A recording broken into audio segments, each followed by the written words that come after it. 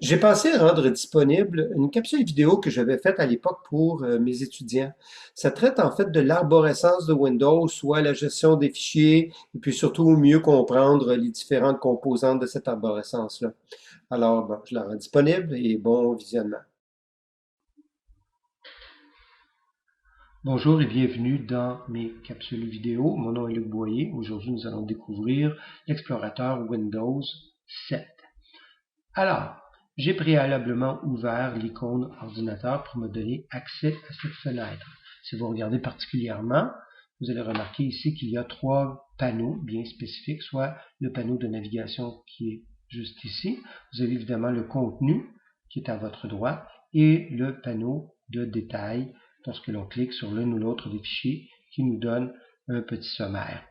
Maintenant, si vous regardez à gauche, il y a différentes catégories de groupes sur lesquels effectivement je peux avoir plus d'informations sur l'ordinateur. Primo, j'ai tout ce qui est relatif aux favoris. Donc, si je clique ici sur la pointe de flèche blanche, j'ouvre son contenu, ça me permet effectivement de voir entre autres les emplacements récents, les téléchargements, bon, télévision enregistrée, et dans ce cas-ci, spécifiquement le bureau, alors donc le contenu du bureau, et je peux avoir aussi, dans ce cas-ci, de l'info nuagique avec, exemple, Dropbox et Google Drive.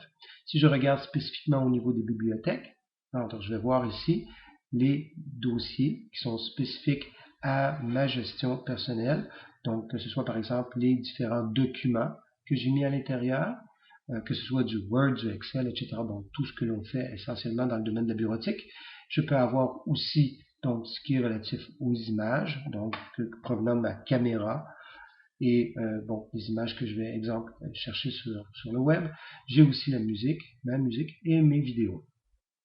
Si je vais un petit peu plus bas, je saute le groupe résidentiel si vous permettez, je m'en vais sur l'ordinateur. Donc dans l'ordinateur ici, je vois tous les différents types de disques, généralement les disques internes et externes, et aussi les disques réseau. Si vous allez un petit peu plus bas, je vais aussi déterminer, voir quels sont les ordinateurs qui sont présentement connectés sur mon réseau personnel. Allons, si vous permettez, sur un lecteur en particulier. Lorsque je clique sur un lecteur en particulier, vous allez découvrir qu'automatiquement ici, j'y vois son contenu.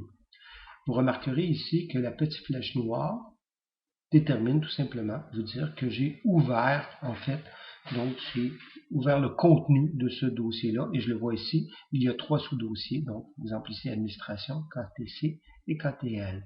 En passant, vous pouvez aussi, en cliquant ici, vous pouvez donc ajuster quelle est la proportion que vous voulez faire au niveau de la visualisation d'une fenêtre versus l'autre.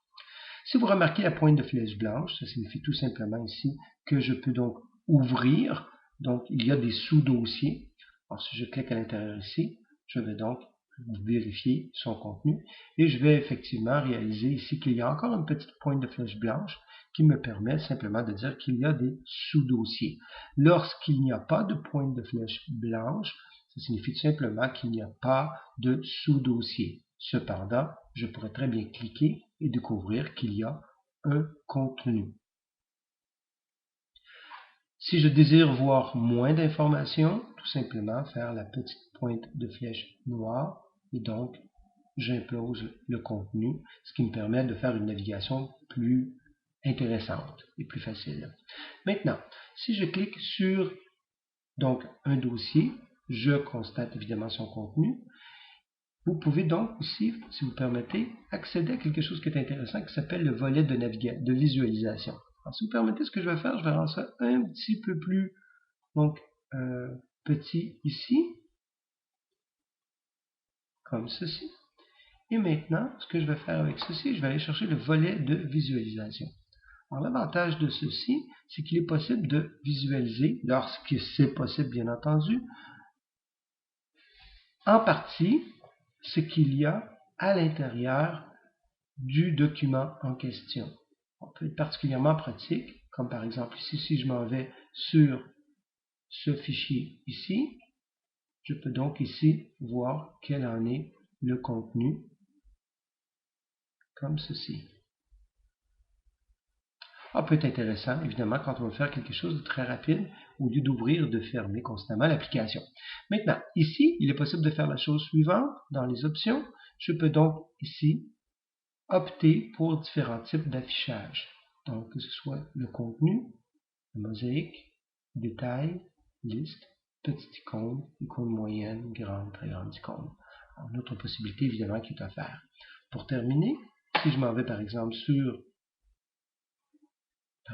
ici, alors je vais opter, si vous permettez, ici pour détail. Donc, si vous remarquez ici, j'étais pour détail.